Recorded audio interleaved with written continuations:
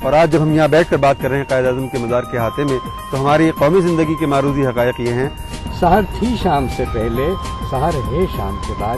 ایک ایسی شخصیت کہ جو نہ تو ہماری زبان بظاہر بول سکتے تھے. منظر وہ طلب کر کے نہ ہو آنکھ تیری سیر، سینے میں رہے راز ملوکانہ تو بہتر.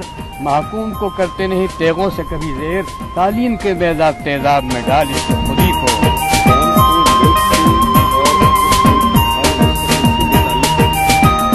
سب مسلمانوں کے لیے پاکستان مدینے کے ساتھ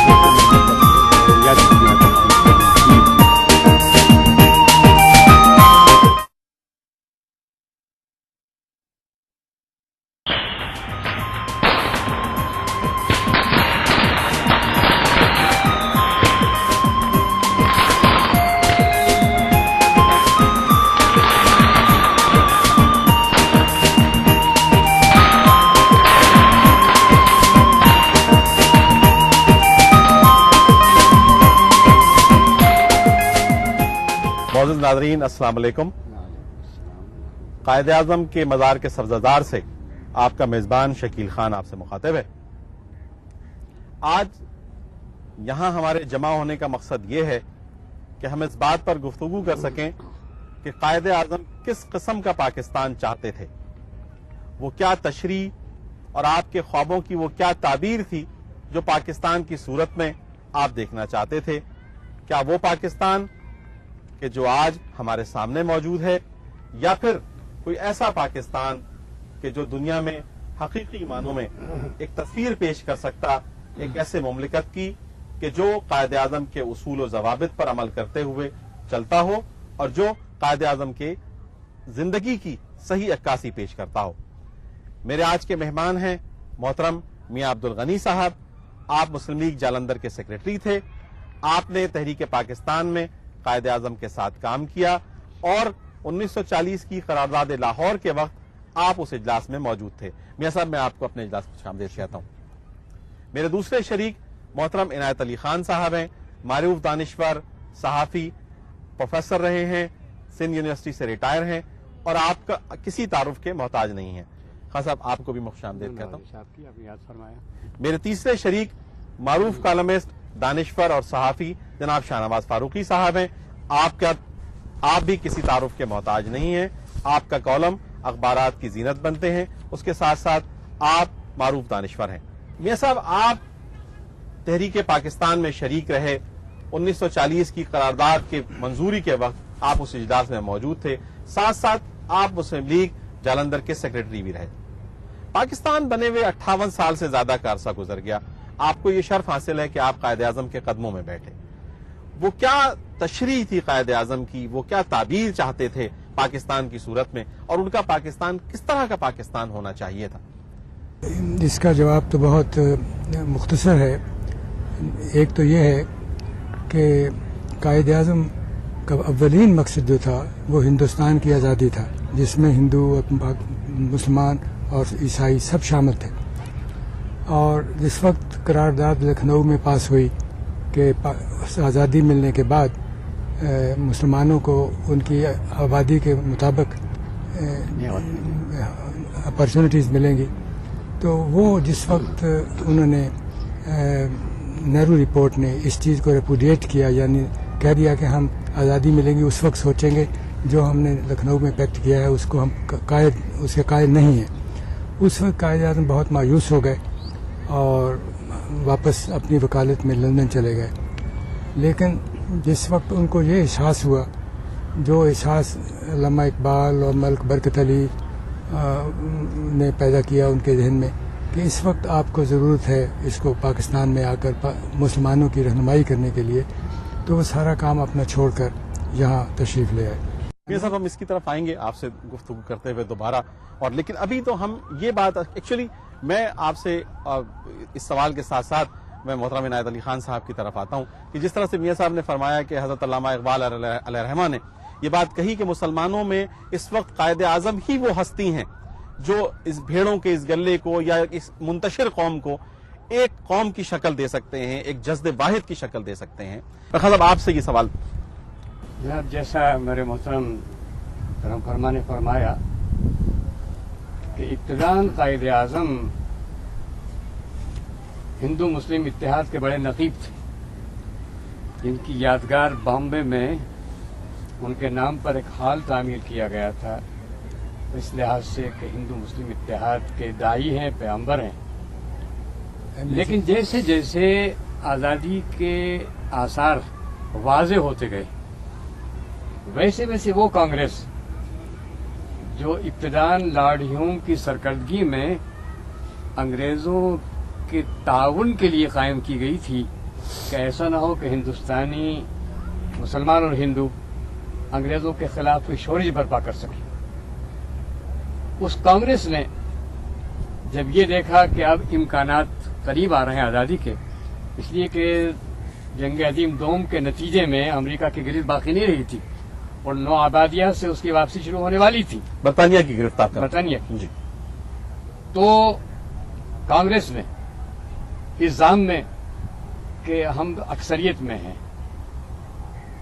और इस माहौल में कि अंग्रेजों ने हिंदुस्तान पर कब्जा करने के बाद हिंदुओं के ताउन से अपनी मुस्तहकम किया था और मुसलमानों से चूंकि हुकूमत ली गई थी और मुसलमान हर दौर में कोई न कोई तहरीक उठा रहे थे उनके खिलाफ, चुनांचे उनको अंदेशा ये था कि मुसलमान कहीं हमारी रियासत की कमजोरी का बाइस न हो जाए, चुनांचे हिंदुओं को करीब किया गया। चुनांचे कांग्रेस ने जब करीब आई मंजिल तो ये कहा कि इस मुल्क में दो ही कुव्वतें हैं, पंडित नेहरू, एक अंग्रेज और दूसरी कांग्रेस। इस दौरान कायद आज़म ही नहीं बल्कि दूसरे ज़ुमाए मिल्लत भी इस इशारे को पा चुके थे कि आज़ादी अगर इस हालत में मिली एक कौम के हैसियत से तो मुसलमान माइनॉरिटी में होने के नतीजे में गुलाम बन जाए। एक एक करके उन्होंने सुबुदोशी वहाँ से हासिल की और मुस्तहकम किया मुस्लिम। और कायद आज़म में वो सलाहियत थी कि वो चाहे वो रिवायती अंदाज के बहुत अच्छे आलिम दीन न हो, लेकिन उनका इखलास, उनकी बसीरत, उनका किरदार, जिसको एक लफ्ज़ इंटेग्रिटी कहा जाता है, तो उसके दुश्मन भी कायल हैं, उस इखलास के नतीजे में मुसलमानों ने, चाहे उनके तकरीरें सुन रहे हों, लेकिन उनके वाक़यात जो आते थे पहुँचते थे आवाम तक, उतना एतमाद हो गया था कि बगैर एक लफ्ज़ समझे भी हर शख्स उनकी तकरीर सुनने के जमा होता था और जानो दिल से उनको चाहते थे। आपकी फरमाते मैं जो आपकी बात समझा हूं कि उनका वो इखलास जो मुसलमान उम्मत के बारे में था और जो इखलास पाकिस्तान बनाने के बारे में था, बुनियादी तौर पर ये वो कुव्वत थी, कुव्वत मुहर्रिका थी जिसने सारी मुसलमान कौम को एक प्लेटफॉर्म पे जमा कर दिया और कायद आज़म की क़यादत को। और इस बात को अगर आप इख्तिसार से कहें, समंदर को कूद में बंद करना चाहें, तो एक नारा जो मकबूल नारा था, आप भी जानते हैं कि पाकिस्तान का मतलब क्या, ला इलाहा इल्लल्लाह। वो ख्वाब जो एक अरसे से मुसलमान देख रहे थे आज़ादी का, उसकी ताबीर की झलक उनको नजर आ गई थी कायद आज़म की क़यादत में, इसलिए लोग जमा हुए। शामत फारूकी साहब, आप मारूफ दानिशवर हैं, अखबारात में आपके कॉलम बड़े मशहूर हैं, आप बहुत अरसे से पाकिस्तान और पाकिस्तान के हालात के बारे में तज्जिए करते हैं। आप ये हमारे दोनों बुजुर्गों के, आप नौजवान सहाफ़ी भी हैं, ये हमारे दोनों बुजुर्ग जो तहरीक पाकिस्तान में शरीक रहे हैं, यकीनन आप तहरीक पाकिस्तान का हिस्सा नहीं रहे, आपने पाकिस्तान बनने के बाद ही पाकिस्तान को देखा है और आज के पाकिस्तान को देख रहे हैं। आप इन बुजुर्गों की नजर से देखते हुए आज के पाकिस्तान को कहां देखते हैं और किस तरह से देखते हैं? जी बहुत शुक्रिया। असल में मैं इसी गुफ्तगू को आगे बढ़ाते हुए आपसे अर्ज करूंगा कि पाकिस्तान असल में कॉम्बिनेशन है तीन चीज़ों का। उसमें एक कायद आज़म की शख्सियत है, दूसरी तरफ बर-ए-सग़ीर की मिल्लत इस्लामिया है और तीसरा वो आइडियल है कि जिसने एक तहरीक को बर्पा किया, उसको आगे बढ़ाया।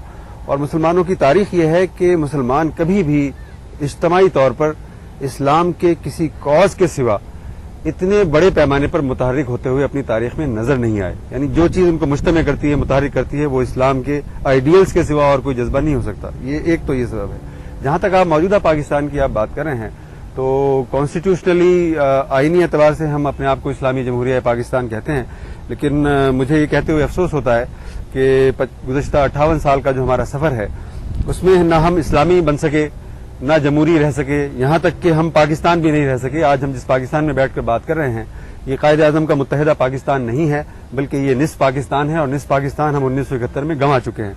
तो इस एतबार से देखा जाए तो हमारी तारीख में एक जवाल का और एक पसपाई का अंसर आपको मिलता है।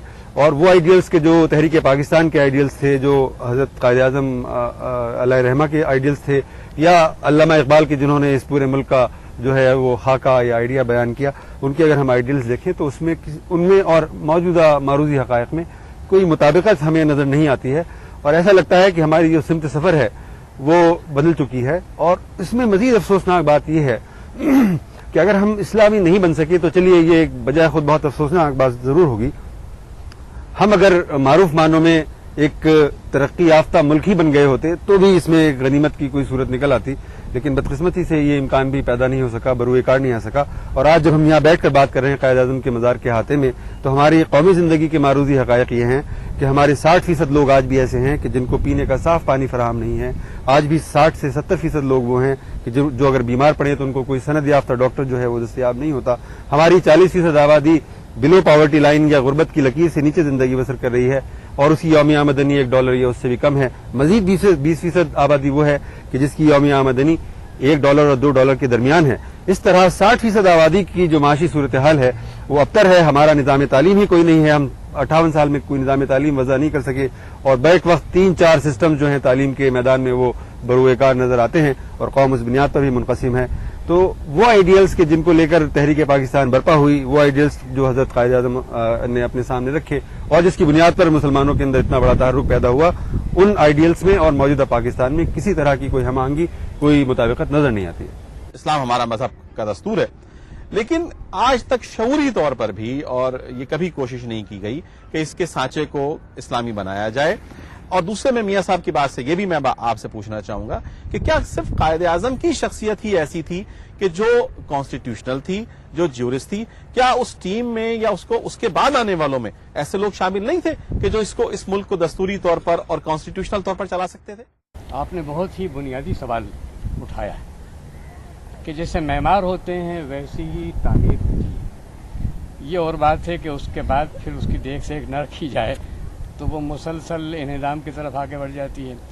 तो बात ये थी कि बर्र सगीर के तारीख़ के उस मरहले में जब आज़ादी का सूरज तुलू होने वाला था, उस वक्त हमारी क़यादत उन लोगों में मुश्तमिल थी जो तालीम याफ्ता थे, लेकिन तालीम याफ्ता होने के नाते से वो मर्गी से मरूब थे और वो मुसलमानों के बालाई तबके से ज़्यादातर ताल्लुक़ रखते थे।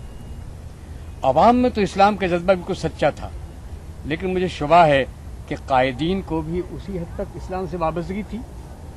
और शुबा इसलिए है कि एक साहब ने कहा था कि ये जो पाकिस्तान बनाने जा रहे हैं मुसलमानों का मुल्क तो बन जाएगा यकीनन, जो जज्बा थे, लेकिन आया ये इस्लामी मुल्क बन सकेगा या नहीं, इस बारे में इसलिए शुबा है कि जो लोग पाकिस्तान बनाने जा रहे हैं मेहमानाने पाकिस्तान, उनके अपने 5 फुट के जिस्म पर हमें इस्लाम उस अंदाज से नजर नहीं आ रहा जिस अंदाज से एक मुसलमान के आना चाहिए। तो पाकिस्तान बनना तो मुकद्दर था और मुकद्दर में भी कुछ शायबा अल्लाह ताला की कुदरत का था और रहमत का था, इन माना में कि जब ये कहा गया कि हमारा 14.5 साल पहले बन चुका है, यानी इस्लाम है और वही नाफिज होगा, तो अल्लाह ताला ने एक इशारा दिया था कि अच्छा कुरान के इस निज़ाम को नाफिज करना चाहते हो तो फिर उस रात को दे रहे हैं मुल्क जिस रात कुरान नाजिल हुआ था, वही तो नहीं आ रही। इससे ज़्यादा वादे इशारा कोई था कि आप अपने दावे के मुताबिक इस मुल्क में इस्लाम को नाफिज करके और दुनिया को दिखलाई कि अगर इंसाफ चाहते हो, अदल चाहते हो, भाईचारा चाहते हो,